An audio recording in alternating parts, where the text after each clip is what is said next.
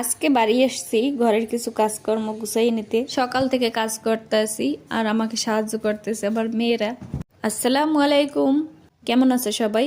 সকাল থেকে কাজ করতে করতে আমার অবস্থা খুবই খারাপ। ছাদে কাপড় চোপড় মেলতে এসে আমি গাছপালা নিয়ে কাজ করতেছি। তারপর চলে আসলাম ঘরের ভিতরে। ঘরের কাজ প্রায় কমপ্লিট, এখন ঘর দুয়ার ঝাড়ু দিয়ে নিতেছি। তারপর সব ফার্নিচার ঢুকাবো কালকের ভিতরে। একা একা কাজগুলো করতে খুবই কষ্ট হয়। ছোট মেয়ে আমাকে কাজ করতে দেখলেই ওর কোলে ওঠা লাগবে। ও আমার কোনো কথাই শোনে না, ও ওর মতোই থাকে, যা বলবে তাই। তারপরে কি করব, কোলে নিতেই হলো।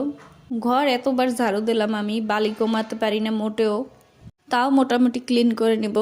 আর এই যে আমার মেয়েকে আজকে ড্রামের উপরে উঠেই রাখছি, প্রচুর জ্বালাইতেছে, আমার কোনো কাজ করতে দেয় না। এখন ড্রামের উপরে বসেই রাখছি, তারপর কাজ করতেছি। এখন ঘরটাকে সুন্দর মতো মুছে নেব। আজকে বাড়ি গিয়ে অনেক কাজ করছি। একা মানুষ একা একাই কাজ করতে হবে।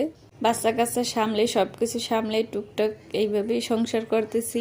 এটা কোনো গাছপালার ভিডিও না বা বাগানের ভিডিও না, আমার সংসার জীবনের কিছু ছোট্ট মুহূর্ত তোমাদের সাথে শেয়ার করলাম। আজকের মতো আল্লাহ হাফিজ।